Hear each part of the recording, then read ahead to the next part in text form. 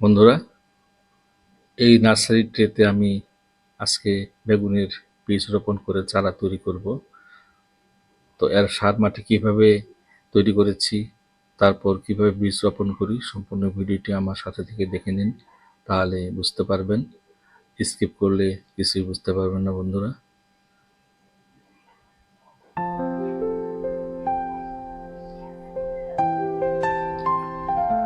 বন্ধুরা, সবাইকে স্বাগতম জানাই মুশফিক অর্গানিক গার্ডেনে। এই দেখতে পাচ্ছেন আমার ট্রেতে রয়েছে কিছু উপাদান। এটা হলো কোকোপিট। আমি 1 ভাগ কোকোপিট নিয়েছি, আরেক ভাগ গার্ডেনের মাটি, আর 2 ভাগ সিটি কম্পোস্ট সার নিয়েছি। আপনারা সিটি কম্পোস্ট সারের পরিবর্তে গোবর সার, কেঁচো সার, ভার্মি কম্পোস্ট যে কোনো একটা নিতে পারেন। তো এই উপাদানগুলো এখন আমি মিশিয়ে নেব ভালো করে।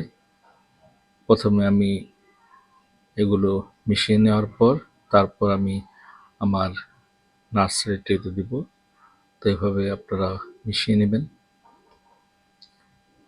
হাত দিয়ে ভালো করে কষলে কষলে মিশিয়ে নেবেন, যাতে করে একদম মিশে যায়। তো তারপর আমি দিয়ে দিচ্ছি নেমাটোড স্প্রে, 1 চামচ দিয়ে দেবো এটা। তো বন্ধুরা, নেমাটোড স্প্রে হলো নেমাটোডের আক্রমণ থেকে চারাগুলোকে রক্ষা করবে।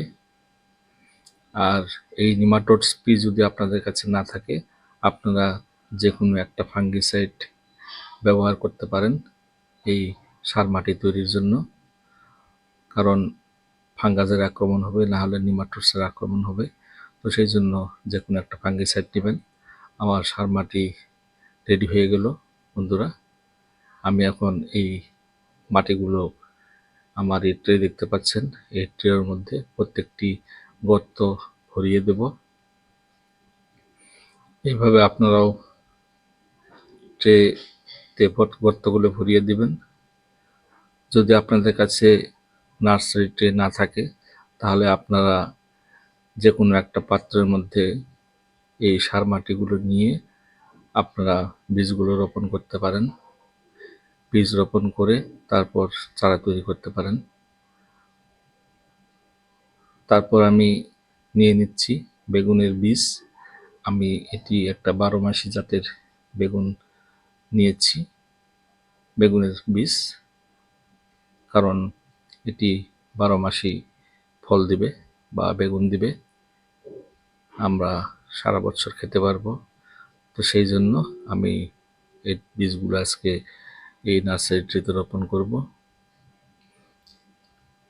তো প্রথমে আমি প্যাকেট থেকে হাতের মধ্যে বীজগুলো নিয়ে নিচ্ছি। এখান থেকে হাত থেকে একটা একটা করে বীজ নিয়ে আমার এই নার্সারি ট্রে গর্তের মধ্যে একটা একটা করে বীজ দিয়ে দেব। 2টা দিলে অসুবিধা হবে, কারণ 2টা গাছ জন্মাবে বা চারা হবে, সেখান থেকে 2টা পৃথক করা অসুবিধা হয়। সেই জন্য একটা একটা করে দেবেন। তারপর আমাদের এই বীজগুলো যাতে সার মাটির নিচে যায়, কারণ সার মাটির নিচে না গেলে উপরে থাকলে বীজগুলো গজাবে না, অঙ্কুর হবে না। তো সেই জন্য আপনারা ভালোভাবে লক্ষ্য রাখবেন যাতে করে মাটির নিচে যায় বীজগুলো। তো এভাবে আপনারাও করবেন। আর যদি কোনো পাত্রের মধ্যে করেন, যাতে করে এই পাত্রের মধ্যে বীজগুলো সার মাটির নিচে যায়। তো আমার বীজগুলো দেওয়া হয়ে গেল। তখন আমি হালকা করে হাতের মুঠোর মধ্যে জল নিয়ে আমি দিয়ে দিচ্ছি। একবারে যদি মগ থেকে জল ঢেলে দেন, তখন আমাদের বীজ সহকারে এই সার মাটিগুলো বের হয়ে আসবে। তো আপনারা এই ভুল করবেন না। তো বন্ধুরা, আমার বীজ রোপণ হয়ে গেল প্রায়। তখন আমি এই নার্সারি ট্রেটি একটি ছায়াযুক্ত জায়গার মধ্যে রেখে দেব। যখন আমার অঙ্কুর গজাবে, তখন আমি হালকা রোদের মধ্যে এই নার্সারি ট্রেতে তারপর নিয়ে রেখে দেব। তারপর যখন চারাগুলো বড় হবে, সেখান থেকে বের করে নিয়ে আমি আমার যেখানে রোপণ করার আমি রোপণ করব। তো বন্ধুরা, আমার ভিডিওটি কেমন লাগলো কমেন্টসের মাধ্যমে জানাবেন। সবাইকে ধন্যবাদ।